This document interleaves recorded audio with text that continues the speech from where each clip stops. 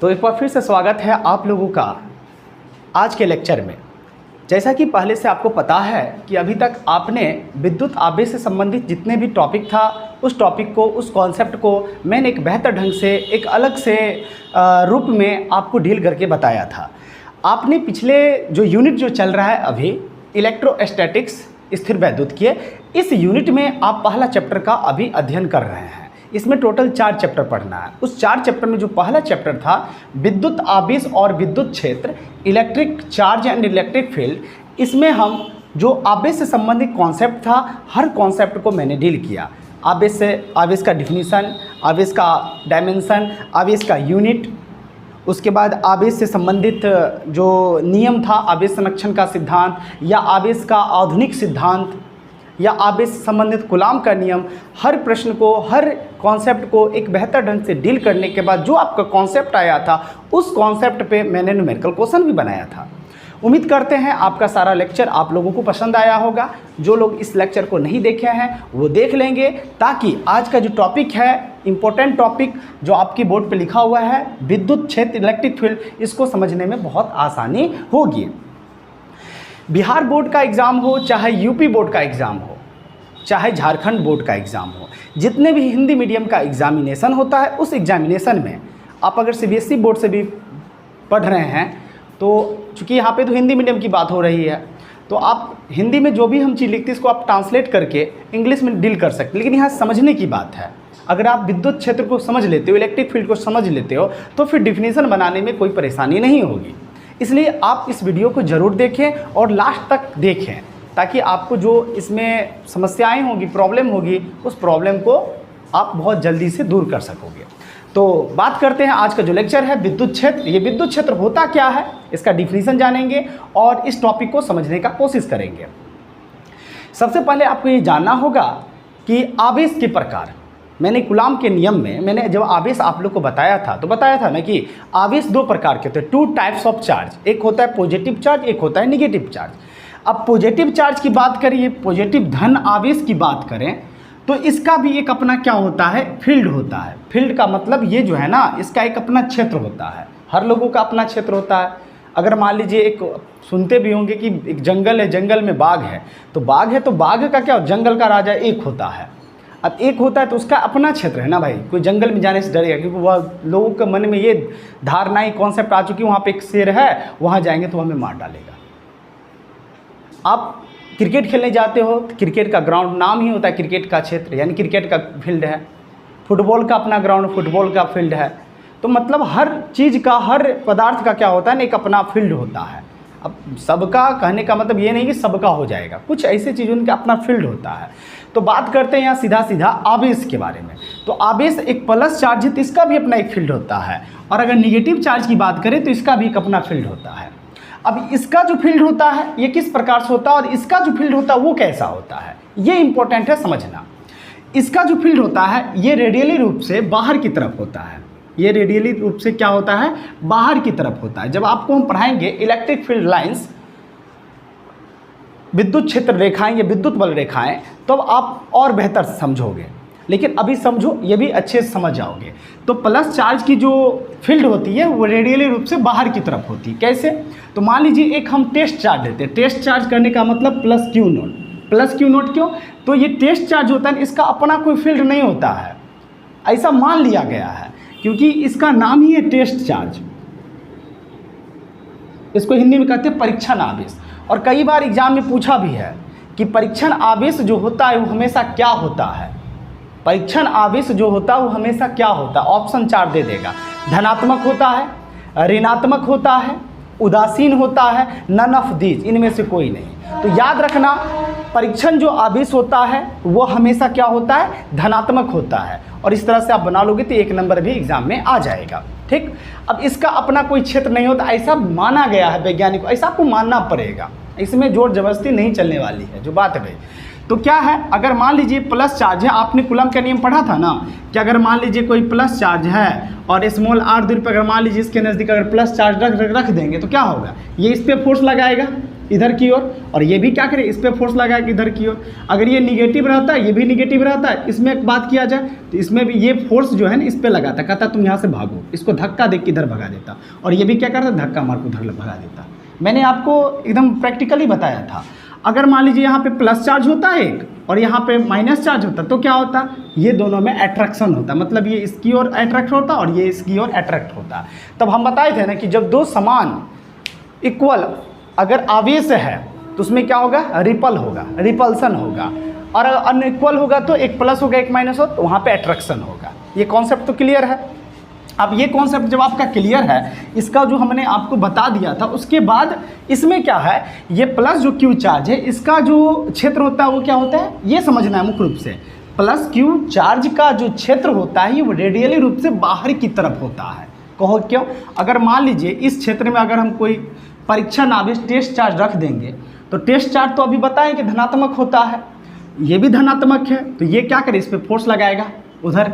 अगर यहाँ रख देंगे तो ये इधर लगा देगा फोर्स, यहाँ रख देंगे तो देख ही रहे हैं, यहाँ रख देंगे तो जहाँ जहाँ भी आप रखेंगे वो क्या करेगा, ये रेडियली रूप से, ये वेक्टर की तरफ देख रहे हैं ना एरो, तो इस तरह से ये क्या करेगा, चार्ज लगा देगा। ठीक है। अब प्लस चार्ज में ऐसा होगा रेडियली रूप से बाहर की ओर। अगर माइनस की बात कर दिया जाए, माइनस क्यू में, माइनस क्यू अगर चार्ज हो तो इसका जो चार्ज होता है, इसका जो क्षेत्र होता है वो रेडियली रूप से क्या होता है, अंदर की तरफ होता है। मतलब क्या, ये माइनस है और टेस्ट चार्ज तो प्लस होता है, यहाँ प्लस दोनों समान था तो रिपल हुआ, मतलब बाहर की तरफ फोर्स लगा।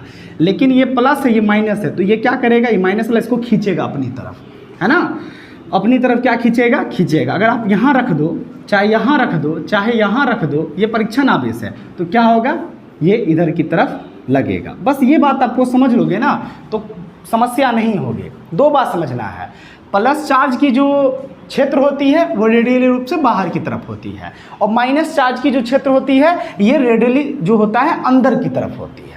बस दो बात आपको याद रखना पड़ेगा।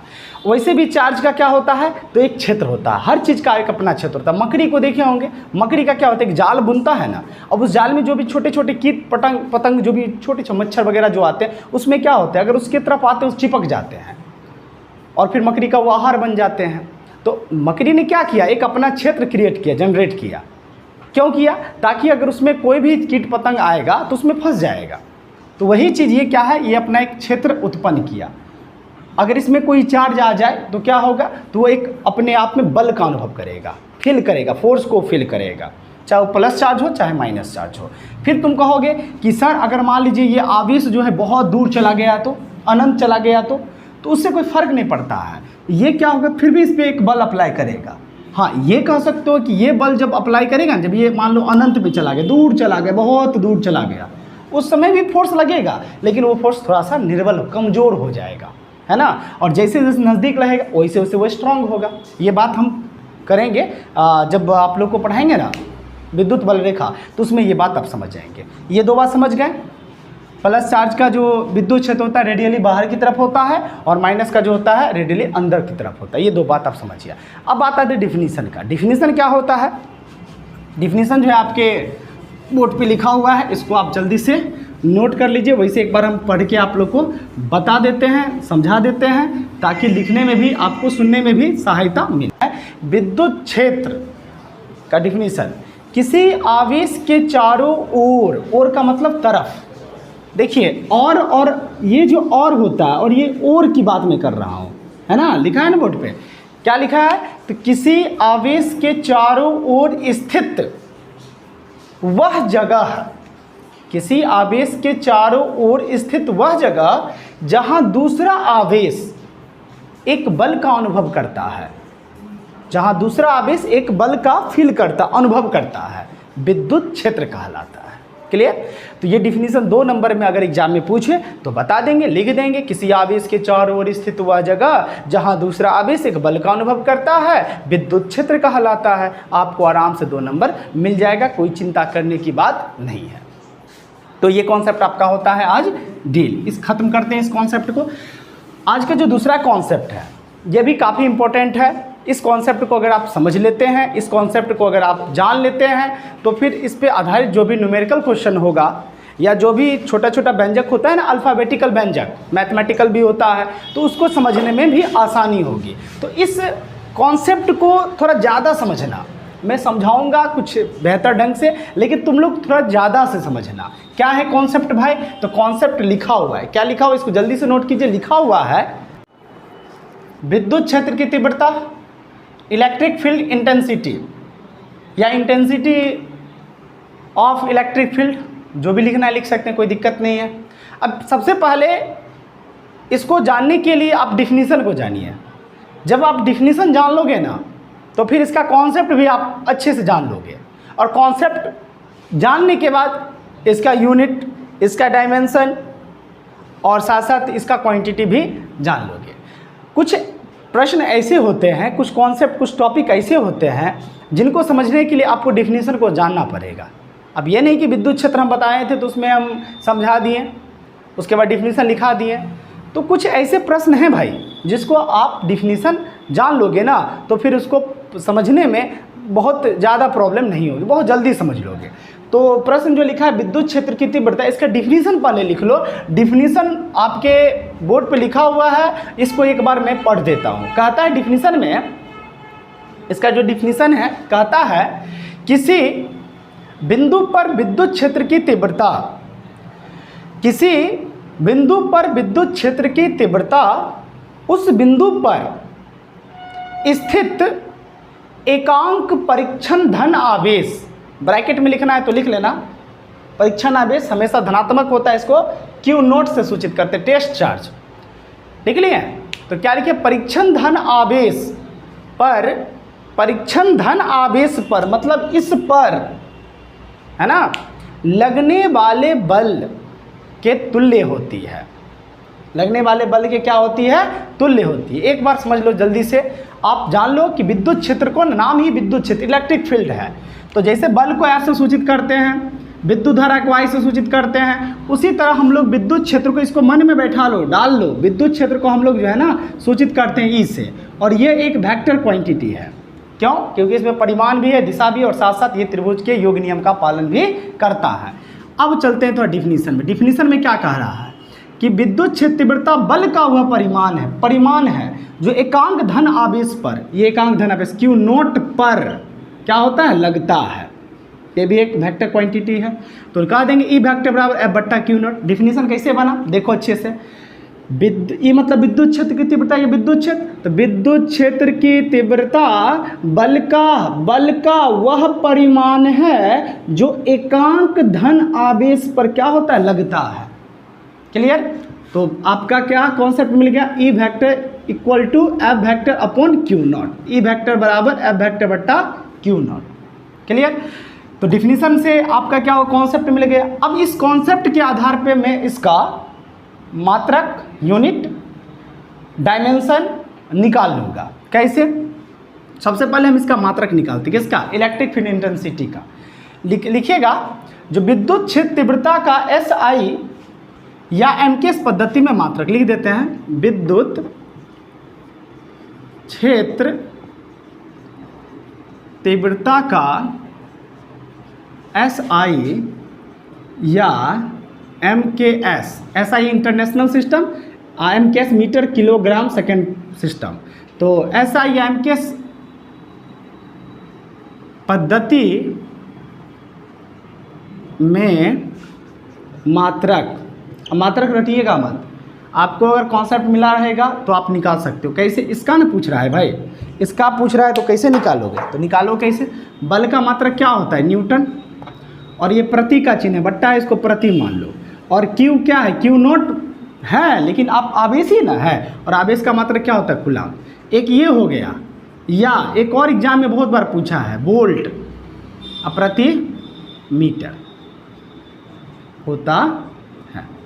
याद रखिएगा, विद्युत क्षेत्र तीव्रता का एस आई एम के पद्धति में मात्रक न्यूटन प्रति कूलम्ब या वोल्ट प्रति मीटर होता है।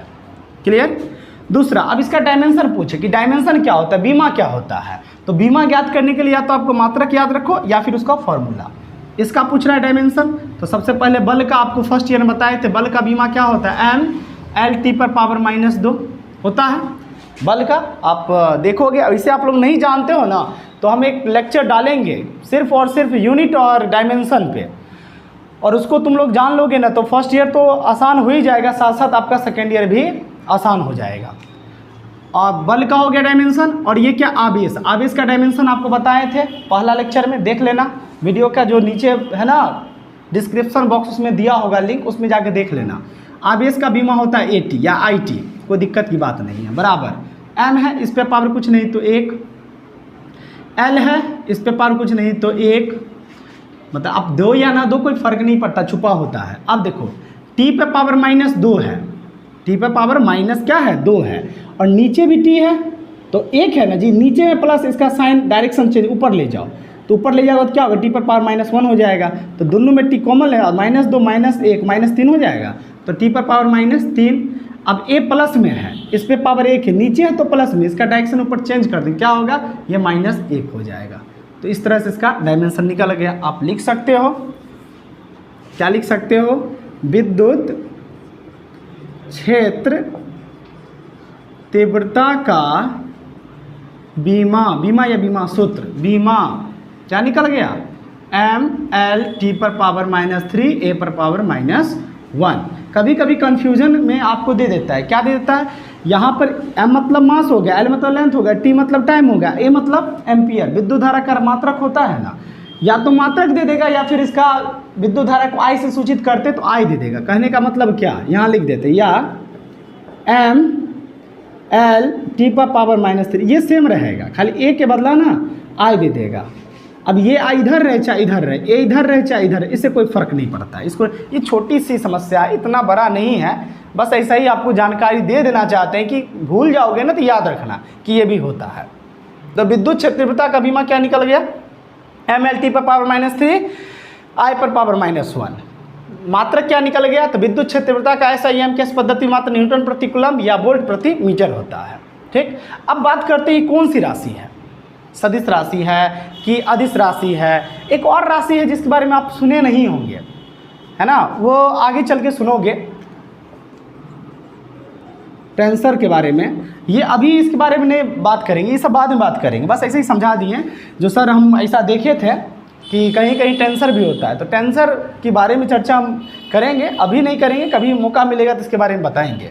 तो विद्युत क्षेत्र तीव्रता का जो बीमा के बाद हम राशि की बात करें तो लिख लीजिएगा, विद्युत क्षेत्र की तीव्रता एक, लिख देते हैं, विद्युत क्षेत्र तीव्रता कौन सी राशि, वेक्टर क्वांटिटी, सदिश राशि है, याद रखिएगा। एग्जाम में पूछ भी देता है कि विद्युत क्षेत्र तीव्रता राशि है, दे देगा सदिश अदिश, सदिश सदिश दोनों, इनमें से कोई नहीं, मान लो ऐसा दे देगा, क्या देगा, एग्जामिनर पे वो क्वेश्चन बनाने सेटर पे डिपेंड करता है, हम पे नहीं करता है। तो विद्युत क्षेत्र तीव्रता मात्र इस राशि पूछे तो कौन सी राशि है, सदिश राशि है।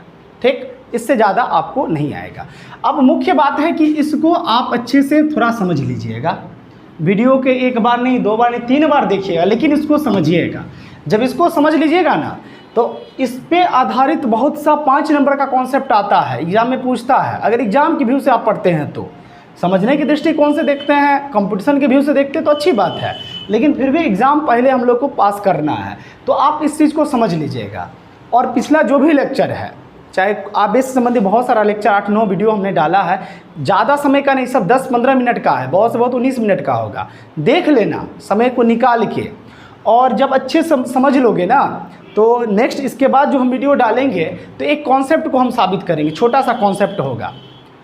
वो कॉन्सेप्ट क्या होगा, तो बिंदु आवेश होता है ना +q के कारण स्मॉल r दूरी पर, बिंदु आवेश +q के कारण स्मॉल r दूरी पर, मतलब ऐसा समझिए बिंदु आवेश +q है और इससे स्मॉल r दूरी पर, ठीक है, कोई बिंदु हम रख लेते हैं, बिंदु P पॉइंट, बिंदु को इंग्लिश में पॉइंट कहते हैं ना, मान लो P है।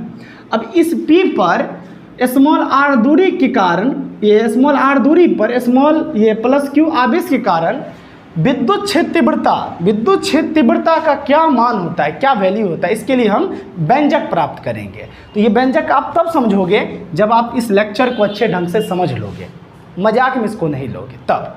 तो आज की क्लास में इतना ही, तब तक के लिए धन्यवाद। उम्मीद करते हैं आपको इस वीडियो को पसंद भी किए होंगे। नहीं भी पसंद करेंगे तभी देख लीजिएगा, काम देगा तो क्लास को यहीं पे समाप्त करते हैं।